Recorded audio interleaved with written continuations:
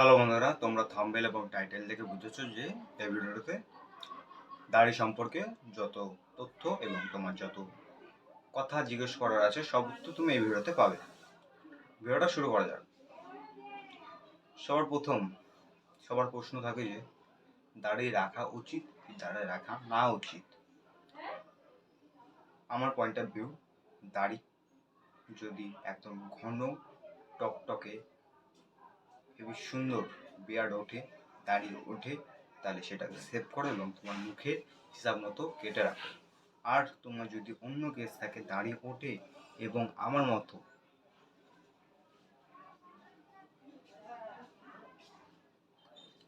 তাহলে তোমাকে এরকম দাড়ি রাখার থেকে না রাখা আরও ভালো। কারণ তোমার দাড়ি না রাখলে তোমার ফেসিয়াল ডেফিনেশন আরও ভালো হবে। এরকম অনেক অ্যাট্রাকটিভ বলিউড অ্যাক্টর আছে যারা সেফ ক্লিন এবং দাড়ি ছাড়াই খুব ভালো লাগে।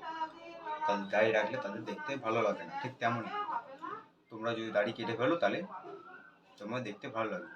আবার এটা অপোজিট কেসও হতে পারে। অনেকে বলবে যে দাড়ি না থাকলে আমাকে ফিমেলিয়ার মি বলে এবং আমাকে চিড়ায়, আমাকে ছক্কা বলে, ট্রান্সজেন্ডার বলে।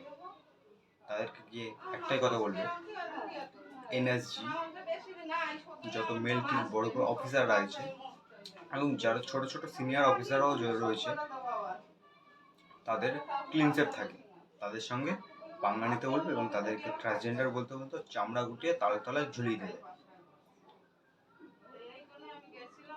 শুধু তুমি এইটাই ভেবে বসে না থেকে যে তুমি চামড়া গুটিয়ে তালে তলায় ঝুলাবে তোমার দাড়ি কেটে রেখে, এটাও একটা বড় মূর্খের ব্যাপার।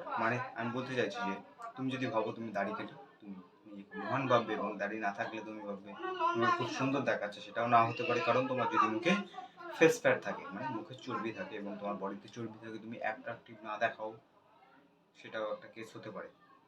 কিন্তু অনেকের ব্যাপার থাকে আর এরকম দাড়ি থাকলেও তোকে অ্যাট্রাকটিভ দেখায়, সবার মুখ সমান হয় না। আমি আগের ভিডিওতে একটা কথা বলতে ভুলে গেছি যে হান্টারাইজ একটা আমাদের ফিল্ম অ্যাক্টরের নেই, কিন্তু সেই ফিল্ম অ্যাক্টররা এখনো বলিউডে হলিউডে খুব ফিল্ম করছে এবং হিট হচ্ছে। তার একটা গুড এক্সাম্পল হতে পারে রণবীর কাপুর। তার লং ফেস, তার ওর জন্যই তার ওভেল অ্যাট্রাকটিভ না থাকা যেই ফেসিয়াল আইয়ের আগের ভিডিওতে কথা হয়েছিল সেইটা আছে। ওর রাউন্ডসে তার হান্টারাইজ নেই। রণবীর কাপুর তার অ্যাট্রাকটিভ হান্টারাইজ নেই, তার ওভাল ফেস, তবুও তাকে ওভাল মুখ থাকা সত্ত্বেও সে বলিউডে খুব নাম করেছে এবং খুব বই করছে এবং পয়সা কামাচ্ছে। কিন্তু তুমি কি করছো? হান্টারাইজ বানিয়েও তুমি কিছু করতে পারছো না এবং নিজেকে গাম্বাট বানাচ্ছ।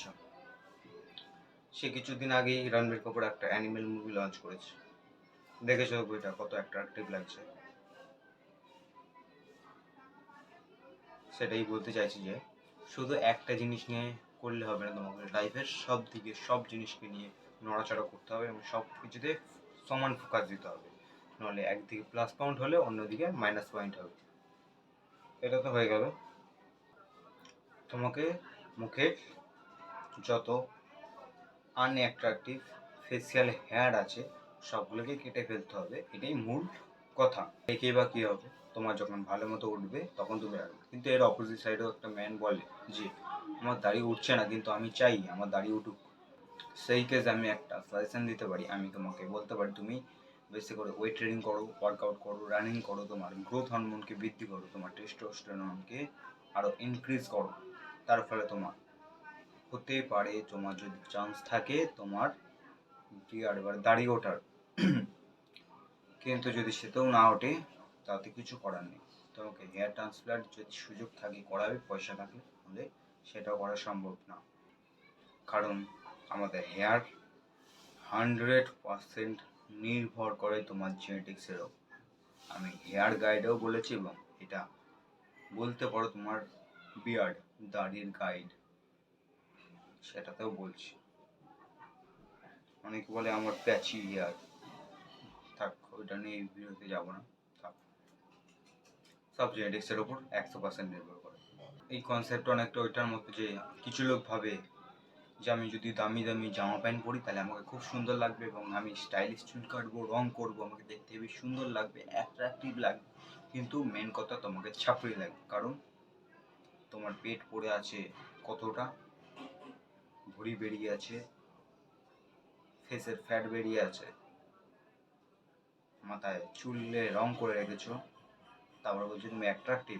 এর দিয়ে তুমি এইটা করতে পারো, তুমি সিম্পল চুল কাটতে পারো, নিজের বডিকে মেনটেন করতে পারো, নিজের লুকসকে ইমপ্রুভ করতে পারো, ঠিক তেমনই রেজাল্ট পাবে কোনো জামা প্যান্ট ছাড়াই। কারণ তোমার জামা প্যান্ট ওপর দিয়ে থাকে, তুমি যখন জামা প্যান্ট খুলো তোমার অ্যাট্রাকটিভনেস চলে আসবে। কিন্তু তুমি যদি নিজের ফিজিককে অ্যাট্রাকটিভ বানাও, তোমার লুকসকে অ্যাট্রাকটিভ বানাও, তুমি খালি গায়ে শর্ট প্যান্ট পরেও রাস্তায় ঘুরে তোমাকে অ্যাট্রাকটিভ বলে মানা হবে, যেটা হয় ফিল্ম স্টারতে।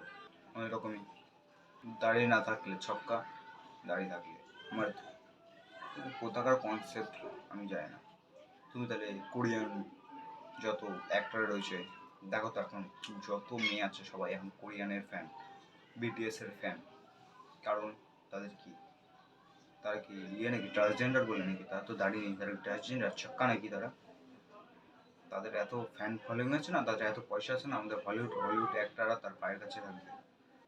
শুধু একটা জিনিসের উপর নির্ভর করে না, সেটা হলো মেন টপিক। তুমি যদি দাঁড়িয়ে নাও থাকো, তুমি যদি সাকসেসফুল হও, ফেসিয়াল এবং ফিটনেসকে মেন জায়গায় রাখো, টপ লেভেলে রাখো, তাহলে তোমার এটা একটা মাইনাস পয়েন্ট থাকলেও তোমার অন্যদিকে আরও প্লাস পয়েন্ট থাকবে।